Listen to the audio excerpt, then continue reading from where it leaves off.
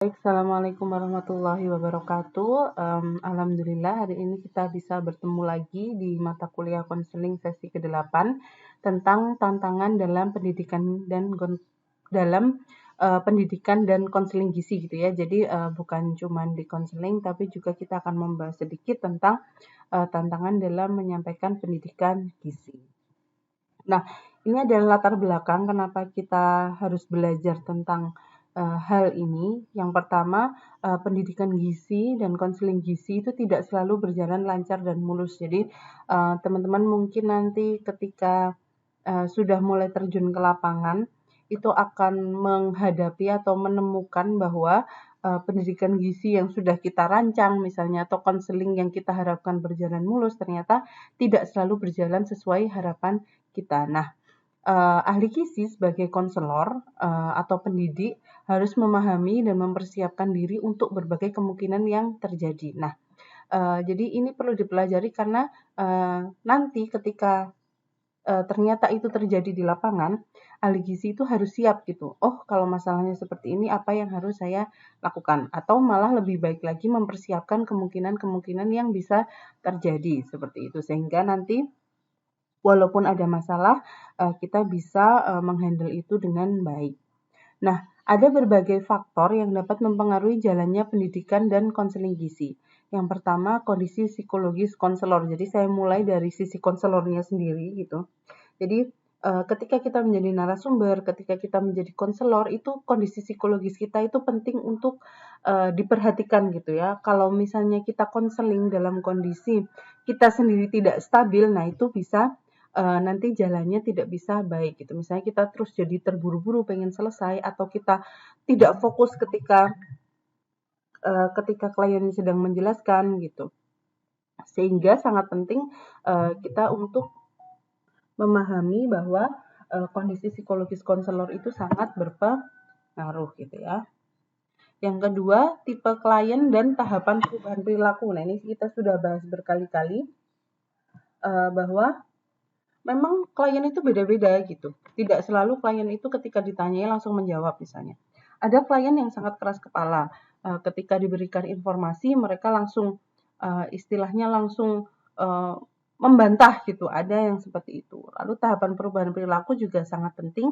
Kita tidak tahu klien yang kita hadapi itu pada tahap mana sehingga kadang-kadang di luar dugaan gitu ya. Kita harapannya memberikan informasi langsung diterima ternyata kok dia langsung marah misalnya. Nah, ada juga dominasi pihak lain di luar klien. Jadi misalnya ketika konseling itu ada keluarga atau teman yang diajak ketika konseling dan di tengah konseling mereka selalu menginterupsi gitu. Misalnya, anu ya, Bu, ini tuh nganu ya. Nah, seperti itu misalnya. Terus, ini tuh nggak mau diminta ini. Nah, misalnya seperti itu. Jadi ada orang lain yang lebih mendominasi dalam proses konseling dibandingkan dengan klien. Lalu kondisi psikologis klien, nah ini juga sangat penting. Jadi ada kondisi di mana klien itu memang tidak bisa diajak bicara sehingga sebagai konselor itu harus benar-benar paham. Kalau misal kliennya itu memang kondisinya sedang sangat terguncang ya kita harus berikan waktu dulu dia untuk bisa menerima dulu. Maksudnya kita berikan informasinya sesuai kebutuhan saja gitu, tidak perlu intensif dulu. Lalu kendala teknis itu juga bisa menjadi penghambat, misalnya tiba-tiba LCD mati ketika memberikan seminar misalnya, atau ketika tiba-tiba listrik mati, atau tiba-tiba kita lupa membawa barang yang membantu jalannya presentasi, misalnya konektor dan lain-lain. Nah, itu bisa saja terjadi. Nah, sehingga faktor-faktor ini perlu kita ketahui dan pahami untuk kita persiapkan dengan baik supaya tidak mengganggu jalannya pendidikan gizi dan konseling. Nah, ini adalah pokok bahasan kita hari ini. Yang pertama adalah tantangan dalam pendidikan gizi, yang kedua tantangan dan isu-isu etik dalam konseling, lalu perkembangan teknologi dan pendekatan untuk menghadapi tantangan.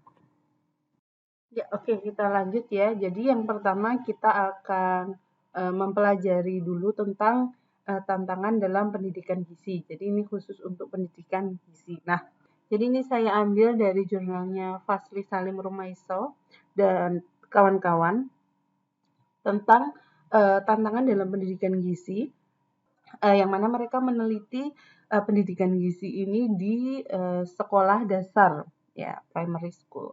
Nah, yang pertama itu ada alokasi waktu. Jadi mungkin ini bisa bisa digeneralisasi ke kelompok secara umum gitu. Jadi yang pertama alokasi waktu, kesediaan peserta menyediakan waktu, misalnya minat mengikuti acara. Nah, ini mungkin beberapa mahasiswa yang pernah saya ajak untuk pengabdian kepada masyarakat itu mungkin sudah pernah mengalami ya. Jadi bagaimana ketika masyarakat itu diundang dan tidak bersedia karena wah saya soalnya kalau ditinggal nggak bisa, oh saya soalnya waktu itu ke sawah misalnya seperti itu. Jadi ini menjadi isu yang penting gitu di dalam menyelenggarakan pendidikan gizi. Dan yang kedua adalah materi.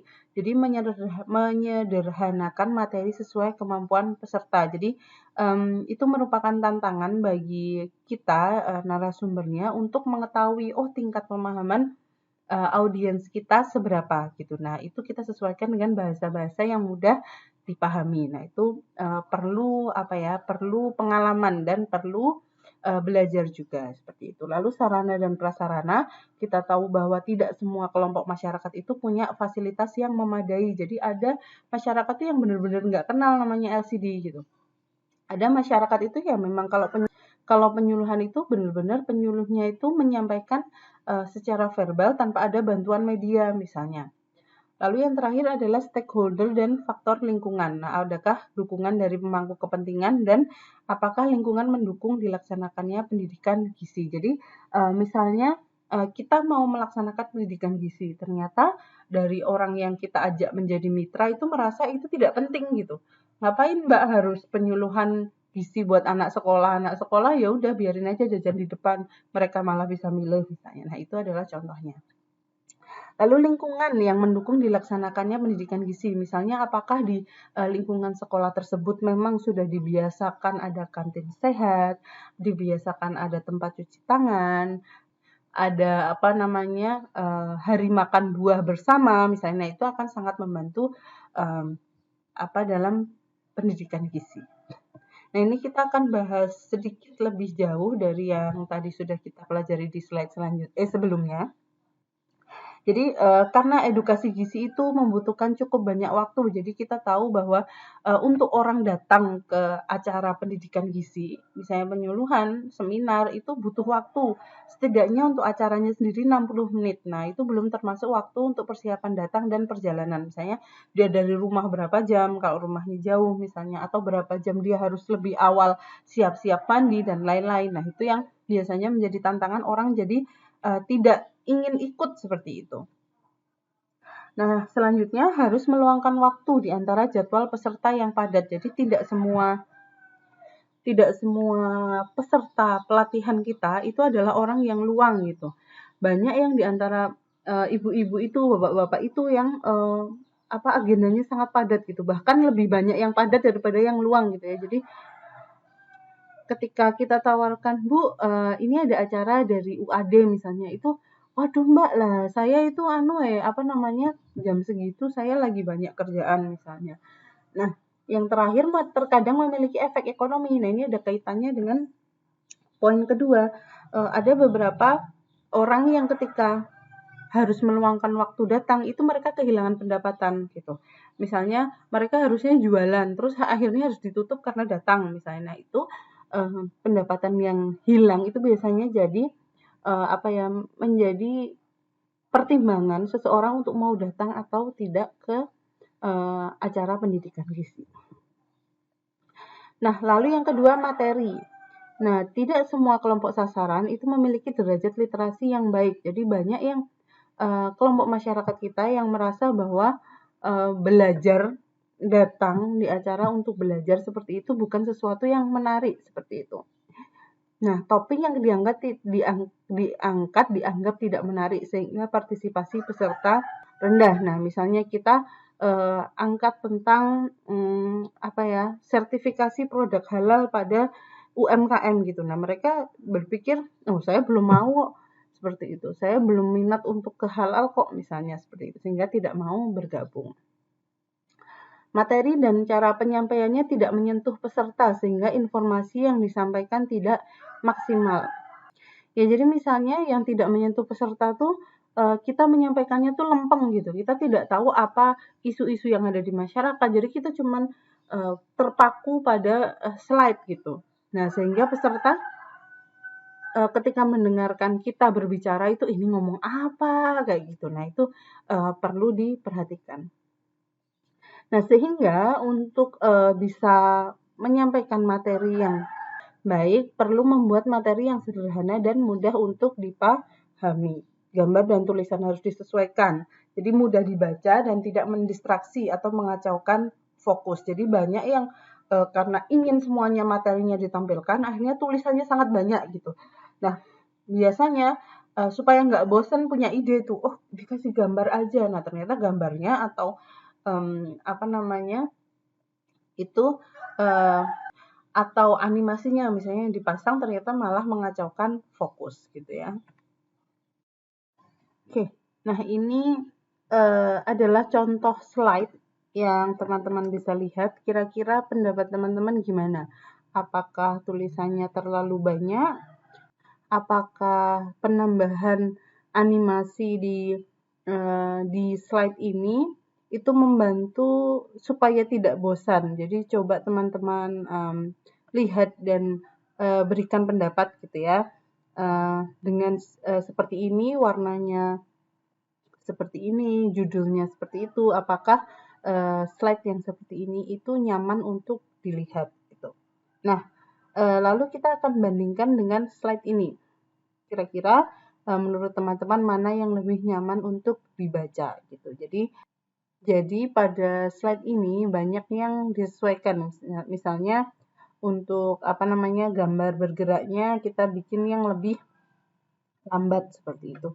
Lalu untuk tulisan-tulisan bisa kita perpendek sehingga nanti kita akan lebih banyak menjelaskan gitu. Tidak semuanya ditulis pada slide. Gambar juga bisa ditambahkan tapi secukupnya seperti itu. Nah, selanjutnya adalah sarana dan prasarana. Jadi ini yang seperti saya sudah sampaikan sebelumnya, kadang ada yang lokasi itu tidak punya teknologi terbaru gitu. Jadi misalnya tidak tahu cara menggunakan meeting platform misalnya, atau tidak ada proyektor. Nah, itu kita harus persiapkan. Karena sistem konvensional dengan penyuluhan tanpa bantuan media itu lebih menantang. Jadi bagaimana cara narasumber itu menarik perhatian dan mengelola audiens untuk tetap fokus itu sangat sangat perlu effort gitu ya. Makanya kalau orang-orang pembicara zaman dulu yang belum memiliki media yang membantu mereka untuk melakukan penyuluhan atau ceramah itu biasanya memang perlu skill humor misalnya. Sehingga mereka bisa tetap menjaga audiens untuk fokus. Nah, ini yang selanjutnya adalah stakeholder dan lingkungan. Jadi perlu diperhatikan apakah ada dukungan yang memadai dari pemangku kepentingan. Misalnya kita akan mengajak sekolah untuk bermitra, apakah sekolah itu menyediakan tempat dan mengelola jadwal pelaksanaan. Jadi apakah apa ya maksudnya sekolahnya itu dia kooperatif. Oh ya nanti kita lihat mana jam kosong yang bisa anak-anak ikut penyuluhan misalnya. Atau mereka nggak kooperatif. Oh ya udah Mbak coba cek sendiri tuh jadwalnya kira-kira kapan bisanya misalnya. Lalu misalnya mitra kita adalah kantor pemerintah. Itu apakah memberikan bantuan walaupun tidak dalam bentuk uang tapi dalam bentuk in-kind. In-kind itu bantuan yang sifatnya bukan uang. Jadi misalnya dia membantu koordinasi, membantu mencarikan peserta misalnya. Nah, itu sudah termasuk in-kind. Lalu ada juga faktor lingkungan. Apakah kelompok sasaran memiliki lingkungan yang mendukung perilaku yang dipromosikan? Misalnya tadi saya sebutkan kantin sehat untuk mendukung pola makan sehat anak, lalu senam singkat saat jam istirahat, sehingga dengan adanya lingkungan yang mendukung itu memudahkan kita melakukan pendidikan gizi. Jadi dia istilahnya sudah punya kebiasaan baik di situ yang kita hanya perlu untuk meningkatkan seperti itu. Oke, selanjutnya kita akan masuk ke pokok bahasan yang kedua, yaitu tantangan dan isu-isu etik dalam konseling. Oke, jadi tantangan dalam proses konseling itu menurut buku konseling gizi yang ditulis oleh Sukraniti tahun 2018 itu menyebutkan bahwa konseling itu merupakan komunikasi dua arah yang membutuhkan kelancaran proses komunikasi. Jadi pesan itu harus diterima dengan baik oleh klien dan ditanggapi dengan feedback. Jadi kita tahu bahwa yang namanya komunikasi itu harus ada feedbacknya gitu ya. Nah, dalam proses tersebut, tantangan itu dapat muncul dari beberapa sumber. Yang pertama bisa jadi dari kliennya, atau bisa dari konselornya, atau dari proses konseling itu sendiri. Nah, tantangan-tantangan tersebut dapat menghambat efektivitas proses konseling sehingga perlu diminimalisir. Nah, itulah kenapa kita sebagai ahli gizi harus bisa mengidentifikasi kira-kira sebenarnya masalahnya itu dari mana gitu. Apakah dari konselornya, apakah dari kliennya, atau dari prosesnya. Sehingga kita bisa menentukan pendekatan yang tepat yang mana yang akan kita gunakan untuk meminimalisir masalah gitu ya. Nah, selanjutnya tantangan yang berasal dari konselor itu bisa saja dalam bentuk perasaan grogi atau nervous. Misalnya, baru beberapa kali konseling gitu ya, belum terbiasa. Nah, ada rasa grogi sehingga ketika menghadapi klien itu konselornya terlihat gugup misalnya. Nah, itu biasanya dampaknya adalah informasi yang seharusnya disampaikan, data-data yang seharusnya digali jadi tidak lengkap gitu ya. Jadi ada yang banyak yang terlewat karena konselornya sangat gugup. Lalu selanjutnya tidak bisa memahami bahasa dari klien. Nah, ini juga sangat penting gitu ya karena terkadang klien yang kita hadapi itu tidak selalu orang yang bisa berbahasa Indonesia yang baik dan benar gitu. Beberapa ada yang menggunakan bahasa daerah yang mungkin kita tidak tahu maknanya yang pertama. Yang kedua bisa jadi bisa pakai bahasa Indonesia tapi tidak terlalu jelas gitu. Misalnya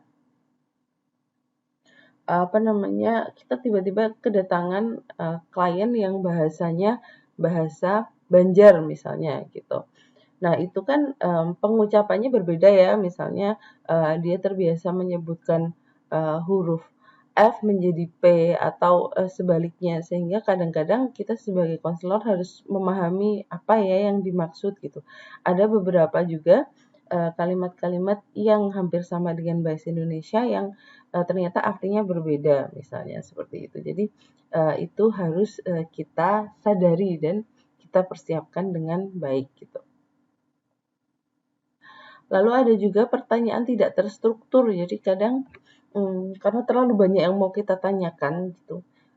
Biasanya karena belum terlalu berpengalaman, jadi mind mapping-nya itu belum terlalu terstruktur sehingga konselor bingung yang mau ditanyakan yang mana dulu gitu. Baru nanya tentang antropometrinya tiba-tiba lompat ke hasil labnya, lalu lompat lagi ke mana, nanti balik lagi ke antro misalnya seperti itu. Nah, itu harus kita hindari. Lalu kurangnya pemahaman terhadap kasus. Nah, ini beberapa kasus juga bukan kasus yang mudah gitu ya yang kita hadapi sehingga kita tahu bahwa ketika proses konseling itu konselor itu juga dalam satu waktu memberikan konseling itu juga berpikir kira-kira ini kasusnya ini apa, penyebabnya apa. Nah, itu kadang kalau kita masih belajar, masih di awal-awal itu masih kadang kaget. Ini apa ya kasusnya apa yang sebenarnya terjadi, misalnya seperti itu. Nah, itu perlu pembiasaan gitu ya dan perlu belajar.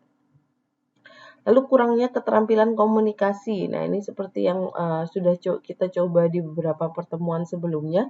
Kita coba ketika kita melakukan proses konseling, itu bagaimana kemampuan kita untuk mendengarkan, bagaimana kemampuan kita untuk mempelajari apa yang disampaikan klien dan juga memberikan feedback dengan cara yang tidak menghakimi, misalnya cara memberikan saran itu apakah relevan atau kita fokus pada memberikan semua informasi tapi tidak bisa membedakan mana yang dibutuhkan klien atau tidak. Nah, itu salah satu aspek yang disebut kurangnya keterampilan komunikasi.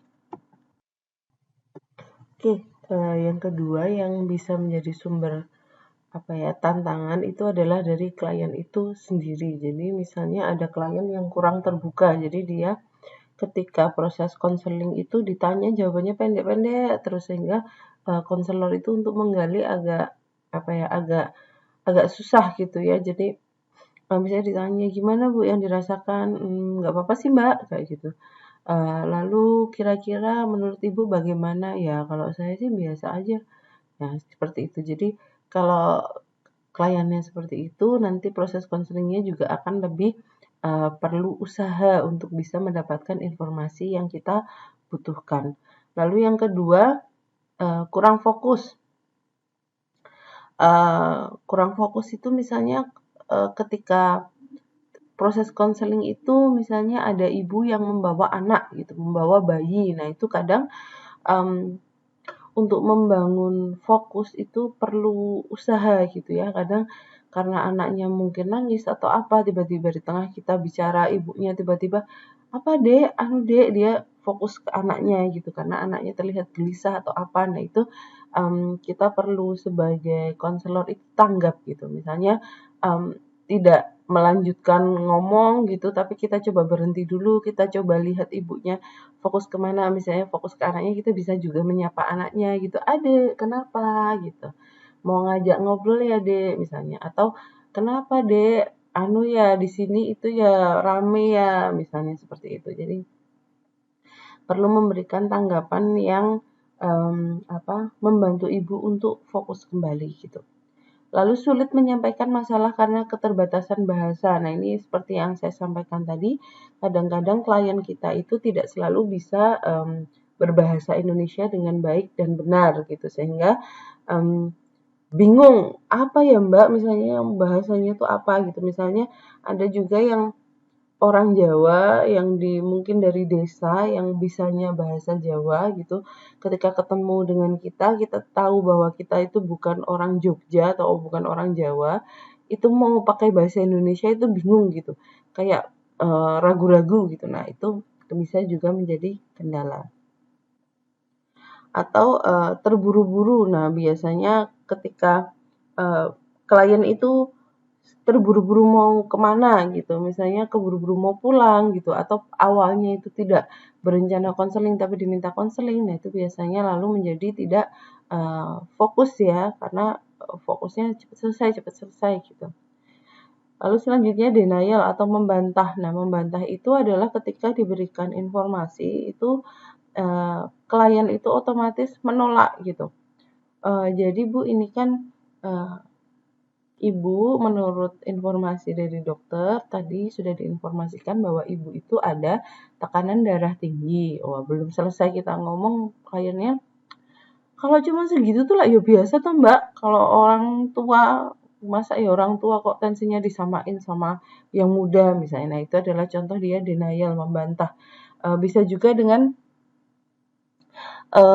tidak selalu dengan verbal, bisa jadi dia seperti tidak menerima kondisinya gitu. Maksudnya tidak membantah tapi juga tidak memberikan respon yang baik gitu. Nah, itu biasanya juga karena dia belum bisa menerima kondisi yang dia alami. Nah, sehingga ketika diberikan informasi belum bisa masuk gitu ya. Lalu pemahaman yang rendah. Nah, ini banyak yang ketika di konseling juga tidak paham apa yang disampaikan gitu.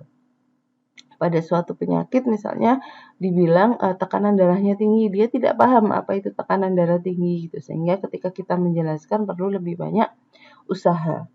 Lalu kepercayaan yang salah, nah ini ada beberapa di masyarakat kita ya, misalnya banyak mendengar hoax gitu, dan dia sangat percaya kalau hoax itu benar gitu, sehingga ketika kita berikan informasi mereka menyepelekan informasi dari kita gitu, karena dia percaya.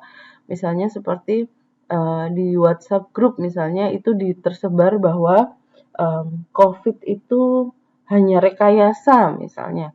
Nah, ketika datang ke konseling gizi misalnya, lalu kita berikan informasi bahwa, oh Ibu misalnya sudah ini kan terkonfirmasi COVID misalnya, lalu mungkin diberikan saran bagaimana konsumsinya seperti itu, tapi karena merasa bahwa COVID itu tidak nyata, lalu menolak gitu ya. Jadi saya yakinnya COVID itu ya biasa aja, orang saya baca di grup WhatsApp itu asal minum air putih hangat nanti juga sembuh misalnya seperti itu. Nah, itu contoh dari kepercayaan yang salah. Lalu ada tantangan juga dari proses, misalnya terlalu cepat dan kurang fokus. Nah, ini juga termasuk tadi yang disampaikan, bisa jadi konselornya yang buru-buru, bisa jadi kliennya yang terburu-buru. Bisa jadi konselornya itu juga tidak fokus karena misalnya keburu-buru ada rapat misalnya, atau um, sedang tidak dalam kondisi psikologis yang baik. Nah, itu bisa juga. Lalu kurangnya media, jadi konselingnya itu hanya konselor dan klien saja, tidak punya buku lembar Bali, tidak punya food model misalnya seperti itu, sehingga ketika menjelaskan sesuatu terbingung gitu ya, mana ya Bu contohnya misalnya. Nah, itu bisa menjadi tantangan dalam prosesnya. Ruangan dan lingkungan yang kurang mendukung proses konseling, contoh berisik, banyak orang lalu lalang. Nah, ini kalau konselingnya itu dilaksanakan bukan di ruang konseling, itu biasanya tantangannya seperti ini ya. Misalnya seperti saya pernah datang untuk konseling menyusui. Nah, itu di ruang tamu, yang mana ruang tamunya itu tidak terpisah dengan ruang keluarga, atau ruang tamunya itu terbuka gitu. Nah, itu biasanya banyak orang lalu lalang gitu. Misalnya tiba-tiba neneknya lewat gitu, ikut nimbrung misalnya. Atau kadang-kadang ada adiknya atau kakaknya di situ ikut main gitu, ketawa-ketawa, kejar-kejaran misalnya. Nah, itu adalah contoh ruangan dan lingkungan yang kurang mendukung gitu. Sehingga ketika proses konseling itu kita harus bisa mengelola gitu ya, mengelola komunikasi sehingga pasien itu tetap fokus pada apa yang kita sampaikan gitu. Lalu selanjutnya, selain tantangan dari 3 aspek tersebut yang saya jelaskan, ada juga isu etik dalam konseling. Jadi isu etik ini nanti teman-teman bisa diskusikan ya, kira-kira dari contoh yang saya berikan, yang video nanti saya akan bagikan itu apa saja isu etiknya gitu di dalam video tersebut. Yang pertama, prinsip etikanya adalah informasi yang akurat. Jadi dari sisi klien ataupun sisi konselor itu ketika menyampaikan informasi itu harus berdasarkan fakta. Jadi harus ada hubungan saling percaya antara konselor dan klien sehingga yang disampaikan itu benar gitu. Karena ketika yang disampaikan itu tidak sesuai fakta, maka intervensi yang dilakukan itu juga tidak akan efektif seperti itu. Misalnya ketika ditanya riwayat makan seperti itu. Nah, klien seharusnya menyatakan dengan jujur sehingga konselor juga bisa memberikan saran relevan yang sesuai dengan masalah klien. Lalu yang kedua, kerahasiaan atau confidentiality. Segala informasi yang diberikan saat konseling sifatnya rahasia, kecuali jika ada kebutuhan atau untuk tindakan atau perawatan. Jadi apa yang disampaikan klien di sesi konseling itu adalah rahasia. Jadi jangan sampai ketika kita menjadi konselor itu kita ngerumpi gitu ya sama temennya. Tahu nggak? Ternyata itu ibunya yang tadi konseling sama aku itu ternyata tuh udah nggak punya suami misalnya seperti itu. Ditinggal loh sama suaminya. Nah, itu tidak boleh gitu ya. Jadi informasi yang dibagikan saat konseling itu kita simpan baik gitu. Kecuali jika ada kebutuhan untuk tindakan atau perawatan, maksudnya seperti ini ketika dia butuh tindakan lanjutan gitu. Misalnya kita dapat info dari konseling itu, oh ternyata latar belakang masalahnya itu di sini gitu. Nah, lalu kita bisa komunikasi ke dokternya. Nah, itu secukupnya saja, secukup yang perlu diketahui oleh dokternya sehingga nanti dokternya bisa menindaklanjuti perawatannya. Lalu respect of patient autonomy, jadi menghormati otonomi pasien. Nah, ini mungkin banyak yang kita belum familiar ya. Jadi ini terkait dengan informed decision making. Jadi pasien kalau kondisinya itu stabil secara mental, itu memiliki hak untuk menentukan intervensi yang akan dilakukan tanpa paksaan. Jadi setelah kita menjelaskan yang kita dapat, sudah kita analisis, kita sampaikan. Nah, tindakan apa yang akan dilakukan itu tergantung pasien. Keputusan akhirnya ada di pasien, bukan ada di konselor. Jadi ketika klien memutuskan, walaupun itu tidak sesuai apa yang kita harapkan, kita harus menghormati itu. Lalu do not harm, intervensi harus berdasarkan hasil penelitian ilmiah atau evidence-based medicine. Eksploitasi pasien tidak diperbolehkan. Jadi tidak boleh intervensi itu yang belum ada bukti ilmiahnya. Gitu. Kita sebagai konselor harus menyampaikan saran-saran atau intervensi yang memang sudah ada bukti ilmiahnya. Adil, jadi seluruh pasien atau klien berhak mendapatkan perhatian yang setara berdasarkan kebutuhan mereka tanpa diskriminasi. Gitu. Jadi misalnya kok pasien BPJS, ya udahlah kalau pasien BPJS kita konsultasinya 10 menit aja gitu, toh mereka bayarnya murah. Nah itu tidak diperbolehkan. Jadi semuanya memiliki hak yang sama. Oke, kita lanjut ya ke perkembangan teknologi. Jadi perkembangan teknologi itu memang memunculkan metode-metode baru dalam konseling dan pendidikan gizi. Misalnya telekonseling, aplikasi-aplikasi gizi, dan website gizi yang bisa kita akses untuk sumber pendidikan gizi gitu ya. Nah, sehingga ahli gizi itu perlu mengembangkan diri dan memperbaharui kompetensi agar dapat mengikuti perkembangan teknologi tersebut gitu.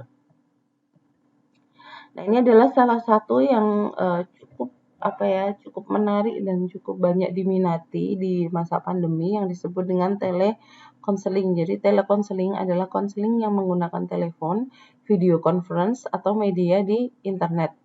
Istilah yang digunakan bisa berbeda-beda antar bidang ilmu gitu. Misalnya di bidang psikologi itu disebut telepsikologi atau di bidang psikiatri disebut telemental health.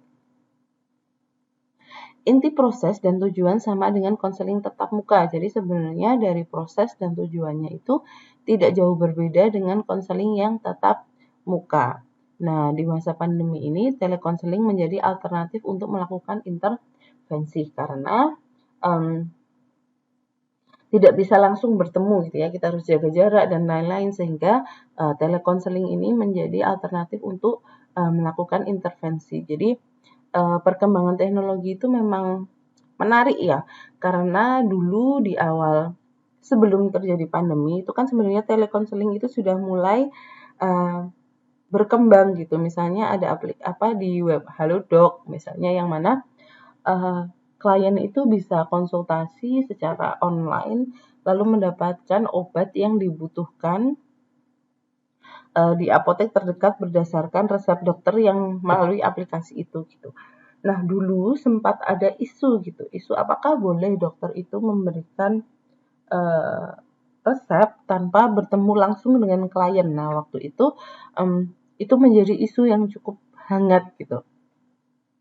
Tapi ternyata ketika terjadi pandemi itu justru banyak sekali yang menggunakan metode ini, telekonseling gitu, karena kebutuhan untuk konseling itu cukup tinggi, tapi tidak bisa tatap muka gitu, walaupun tidak bisa seefektif ketika tatap muka seperti itu. Nah, sekarang malah justru ada yang ketika COVID itu bisa pakai yang aplikasi Halodoc untuk mendapatkan obat COVID itu dan itu terintegrasi gitu.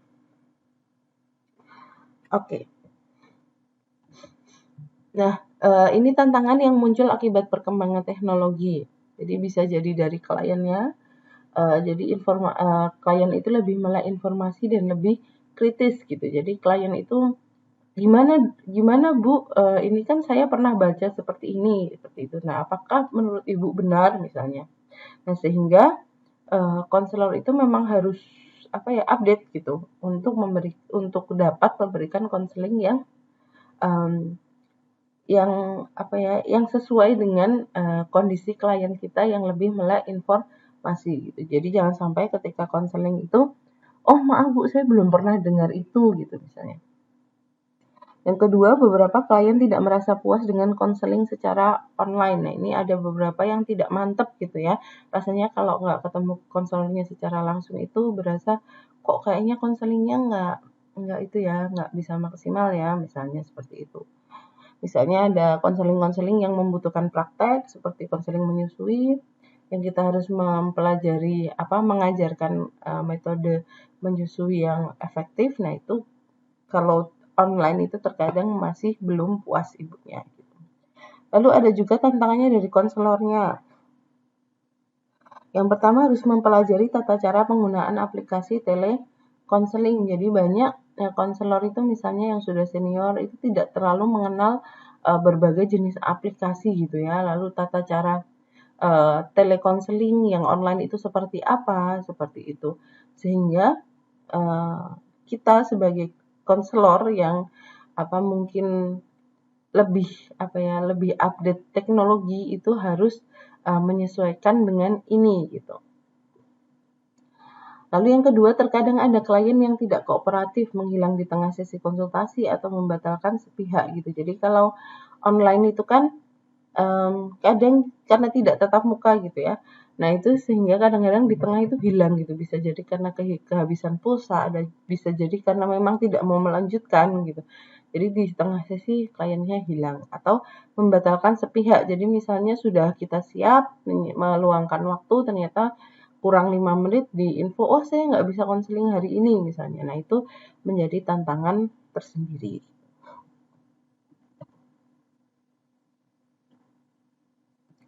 Nah, selanjutnya kita masuk ke pendekatan untuk menghadapi tantangan dari pihak konselor ya ini. Jadi sebenarnya tabel ini hanya saya lakukan untuk pendekatan saja. Jadi bisa jadi solusi yang dilakukan itu tidak selalu saklek dengan apa yang ada di tabel ini. Jadi misalnya grogi, nah itu memang solusinya adalah perbanyak praktik atau latihan dengan mengintegrasikan materi gitu ya. Yang kedua, kurang bisa memahami bahasa dari klien. Nah, minta bantuan orang lain atau dengan translator gitu misalnya. Tapi ini agak cukup agak cukup berat gitu. Biasanya kalau kalau kita kerjanya di daerah, biasanya kita memang harus mencoba belajar bahasa daerah itu. Kalau misalnya kita memang kerja di rumah sakit internasional, ya kita harus punya basic bahasa Inggris gitu sehingga ketika konsultasi itu lebih mudah.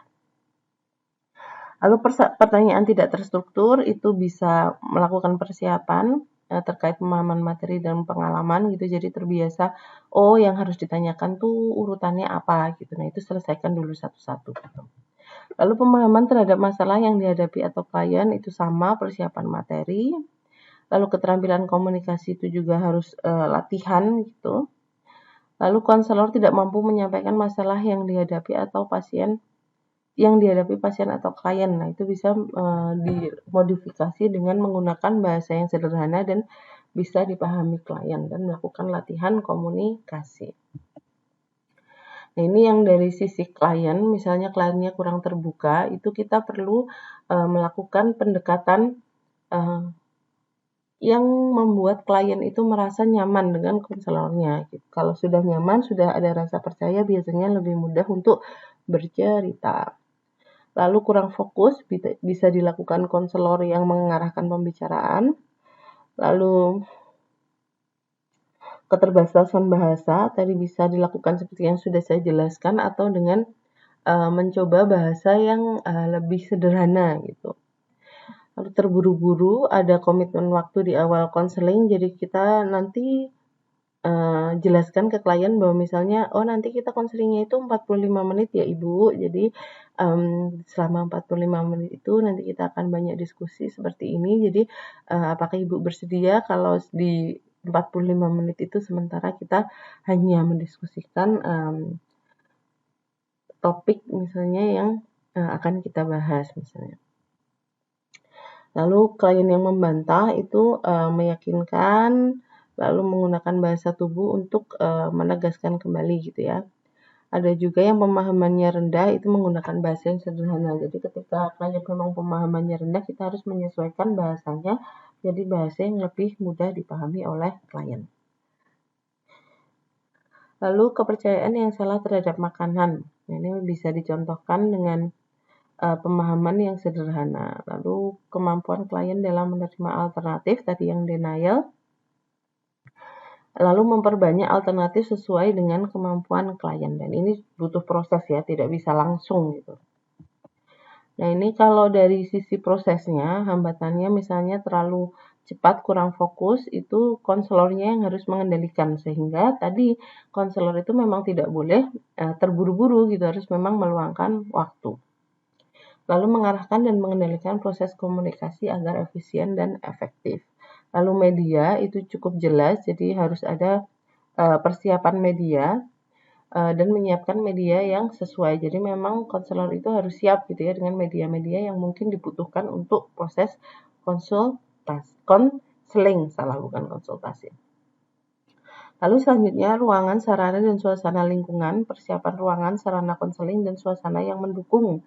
Nah ini kalau kita di rumah sakit, di klinik itu relatif lebih mendukung ya, karena biasanya ada satu ruang tersendiri untuk konseling gitu. Nah yang menantang adalah ketika kita konseling di rumah gitu. Nah itu biasanya tidak terlalu kondusif gitu. Jadi itu tantangan konselor untuk bisa mengelola gitu ya, mengelola supaya ibunya tetap fokus misalnya dengan konselingnya itu dengan jarak yang dekat dengan ibunya gitu sehingga tidak terlalu terganggu dengan kondisi di sekitarnya. Oke, ini referensinya. Silahkan kalau mau membaca untuk materi saya cukupkan sekian. Nanti akan kita lanjutkan dengan diskusi. Baik, terima kasih. Assalamualaikum warahmatullahi wabarakatuh.